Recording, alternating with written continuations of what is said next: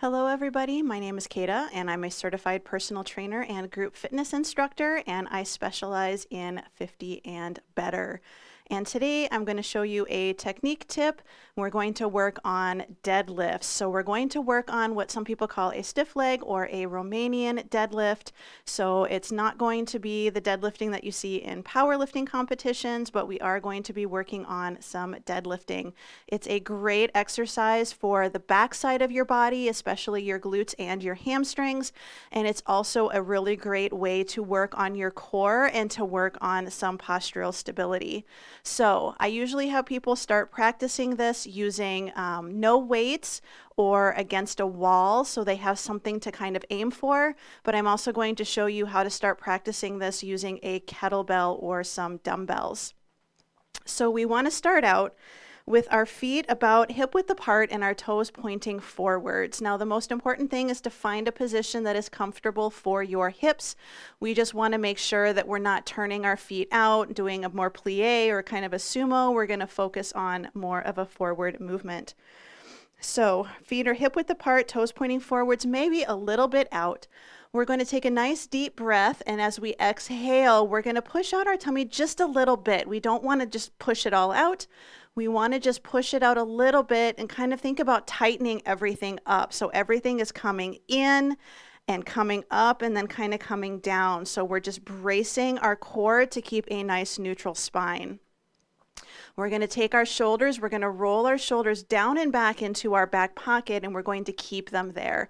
I almost think about taking my shoulders back and squeezing them and pulling my shoulder blades down and in, kind of like if you're doing a pull-up, except your arms are down. So we want to get our shoulders away from our ears. We're going to take a nice deep breath in, and as we exhale, we're going to push our hips back, and as we do, you'll notice that your knees will soften. So we're not necessarily sitting back into a squat. It's the start of a squat. So we're nice and tall. We push our hips back. I run my hands about down to my knees, and then I think about pushing through my heels, squeezing the glutes, and coming up nice and tall. And when we come up tall, we want to make sure we just come up so that our hips are stacked under our shoulders. Sometimes we tend to go a little too far and we want to push our hips forwards, but then we start arching our low back. So we just stay nice and tall. Our knees are soft. Take a nice deep breath in, and we're going to just push back just until you feel maybe a little bit of a stretch in the hamstrings, and then we're going to push through the heels, squeeze the glutes, and come back up again. So let's do that a couple more times. So we're going to go down, run the hands down to about your knees, and then push through the heels and come up tall, just squeezing the cheeks together. And then we go down, and then we come back up again. A few things to keep an eye out for. A lot of times we'll start to do our forward fold, our hinge, and instead of pushing our hips back, we actually wind up bowing forwards, and you can see my hips are still straight over my knees and my ankles. And you'll also notice a deeper stretch, but then you'll notice that your weight starts to shift into your toes, and your toes grip into the ground to keep yourself upright. So we want to try to avoid going forwards. It's a little bit of a backwards push.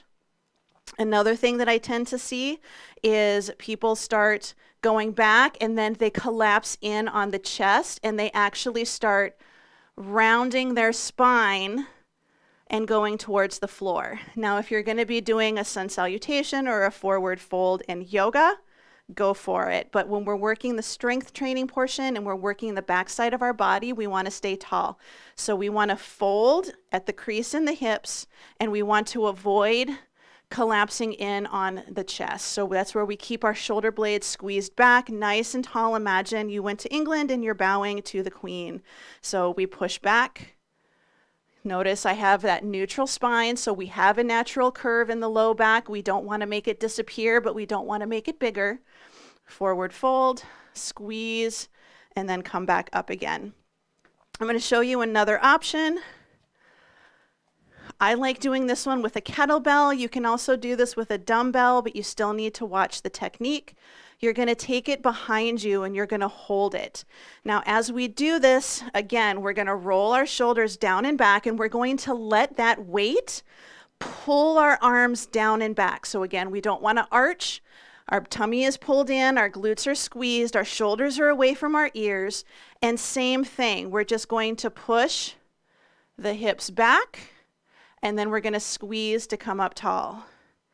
So we push and we come up tall. So let's try that a couple more times. So we push back and come up tall,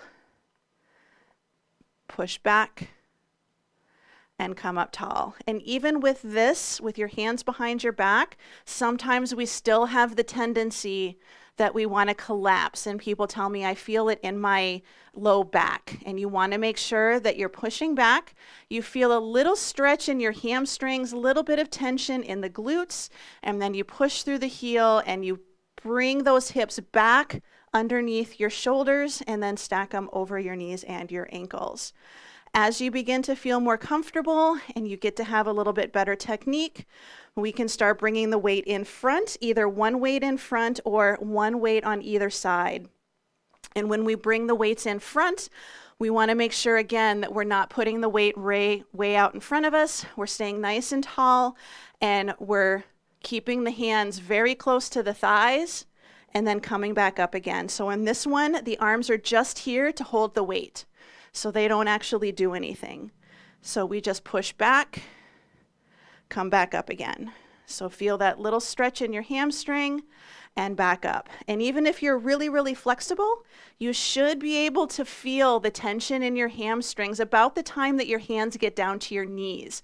If you're noticing that you're able to go all the way to the floor, you can see I did my hinge and then all of a sudden I just let my low back collapse and round, and that's what we want to try to avoid. So let's do a couple more of these. So just nice and tall, hips back and up.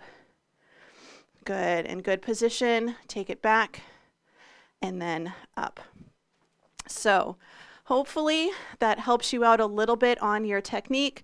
A good way to practice this is to have your backside just a few inches away from a wall. And then you just think about pushing back, touching your backside to the wall, and then coming back up again. And take it back and up. And just start a couple of inches away with your feet, back and up. And then you can gradually progress a little bit farther away, back and up. So we want to try to make sure this isn't a squat and it's not a traditional deadlift like you see in powerlifting competitions. It's a good hip hinge. It's a good way to work the backside of the body, and it's a little bit less aggressive on your knees. So if you have knee issues, this one works a lot better just because you don't have as much of a deep bend in your knees. So I hope you enjoyed that tip. If you did, feel free to like, comment, and share this video on my page. And if you have any questions, comments, or concerns, please don't hesitate to put them into the comments below. I'm always looking for new tips, and I'm always here to answer your questions. So I hope you enjoyed that tip and have a wonderful day. I'll see you later, and I hope to see you in class.